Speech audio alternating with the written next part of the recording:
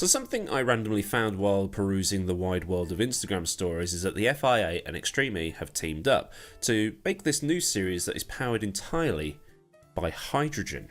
So Extreme E, if you're not up to date with things, is basically Rallycross meets the Dakar. It's purpose-built SUV style vehicles with electric motors, and each team has a male and female driver. And it's not without drivers or personalities you've never heard of either, as 3 F1 world champions in Lewis Hamilton, Nico Rosberg and Jenson Button have all got teams in the series, as well as Andretti if you want to count that name too. And some of the drivers involved include Carlos and Leia Sainz, Molly Taylor, Tanner Faust, Kevin and Timmy Hansen and Katie Munnings. Now if you've got kids under the age of 7, you might have seen her on CBeebies hosting what was essentially Top Gear for toddlers. The Darkness wrote a song about her. So cool. And there's another driver on the grid that I need to check my notes for because his name is very hard to pronounce. His name is Sebastian Loeb? Sebastian Loeb. Yeah, him. But anyway, Extreme E has been a series that is kind of a spin-off to Formula E, considering it was created by the founder of that series, Alejandro Agag, as well as Gil de Ferran. But now the FIA and Extreme E have signed an agreement that sees hydrogen as well as electric power become part of this whole new age fuels thing. The idea was initially proposed at the beginning of 2022, but now the FIA and Extreme E have signed this Memorandum of Understanding, which is legalese for a gentleman's agreement, which will see this series come into effect in 2025. If all goes well, it will become an official FIA series for 2026. Agag said to the FIA's website, "Once it achieves FIA World Championship status, Extreme H will continue what Extreme E started as a pioneering motorsport series, and we look forward to delivering another spectacular sporting product. I would like to thank the President and the FIA for their continued support and recognition of our ambition to create a world first for motor racing. Expect to see yet more exciting racing out on course, as well as further pushing the boundaries of new technologies in the race to tackle climate issues." Okay, that last sentence is probably going to trigger some people in the audience, so I will move on. What is interesting though is that the FIA is now moving into the realm of hydrogen and trying to see what they can do with it, because at least on paper it does sound good.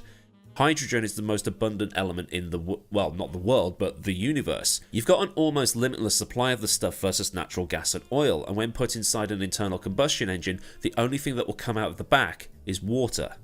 Just water. Water that's probably clean enough to drink. There are actually buses in my local area. Well, not this immediate local area, these buses are still diesel, but in my old flat there was a bus stop outside, and every so often a hydrogen powered number 51 would pull up silently and then silently glide away. It was quite weird. You only knew it had turned up when the HD signal got knocked off the TV. You also don't have to sit there and charge them up for several hours, taking loads and loads of power off the electricity grid. It takes about 5 minutes to fill one of these things up. Good stuff. So you might be thinking, cool, hydrogen, we might get hydrogen V10s out of this. But at the minute, these hydrogen vehicles are powered by fuel cells that use hydrogen to generate electricity. That's because to store hydrogen as a liquid, it needs to be cooled down to at least 20 Kelvin or minus 252 degrees Celsius. What that is in Fahrenheit, I don't know, but it's equivalent to minus 252 degrees Celsius.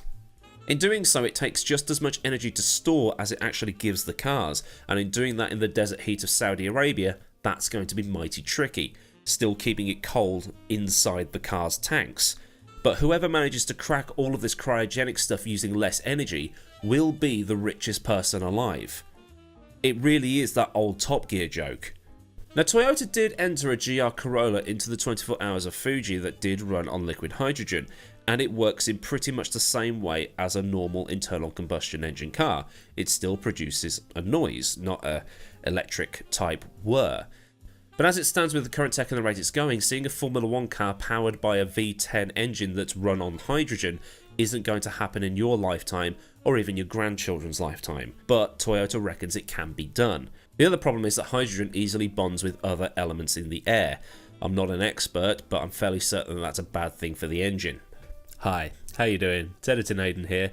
It just so happens that Toyota that ran at the 2022 24 Hours of Fuji, try saying that 3 times fast, kept having problems with the actual fuel line that they used to put the hydrogen back into the car. It kept breaking. They had to change it like 3 times, each time costing them about 3.5 hours.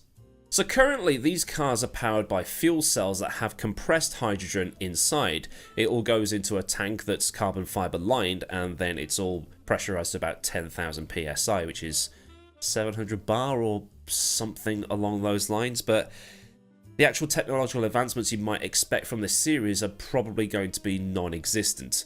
So what's the point? But there are some upsides to running cars on hydrogen.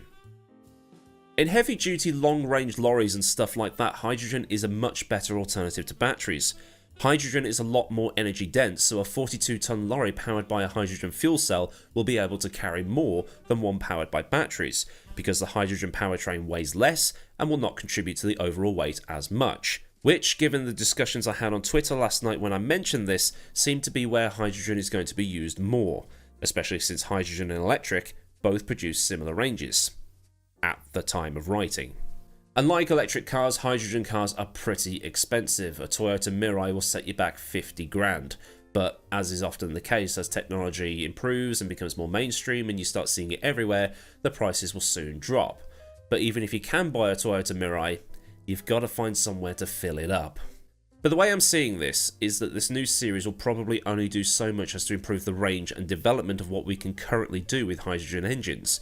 At most, this series will be able to squeeze some extra range out of current hydrogen fuel cells. Look at how Formula E started in Season 1. They had to swap cars mid-race, and now the races are getting longer, and electric cars are starting to reduce in price. So that's how I'm predicting this will go with this as well. Now, I'm actually more of a fan of hydrogen than I am of electric. It's just that little downside of extracting and storing the stuff. That's the tricky part, and billions have already been invested in trying to do it. But then again, technology evolves. I'm not expecting miracle breakthroughs in my lifetime, but it's a start at least. Like I said, hydrogen-powered buses are already on the streets of the West Midlands, and I'm assuming London and other major cities and capitals too. Vancouver, Munich, Tokyo, various cities in China, Sydney, the list goes on. As Auto Express said in an article written about this very thing about, 2 months ago, there are still a lot of ifs surrounding hydrogen, but there are a lot less than there were about a decade ago. So if you're anticipating V10 powered hydrogen Formula 1 cars out of this, you might want to put yourself in cryo yourself until they actually come. If they actually come.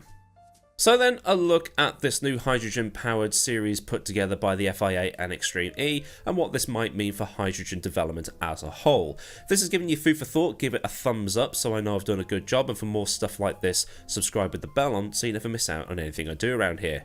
Massive thanks to the patrons and members of the channel who support the channel at a more personal level, and if you want to do the same, there's a link to Patreon in the description and a button for channel memberships underneath this video. Also in the description there are links to Discord and my socials, as well as other bits of information you might want to know. So until next time, I've been Millward, have a great day wherever you are, and I'll see you all again soon for another video. Goodbye.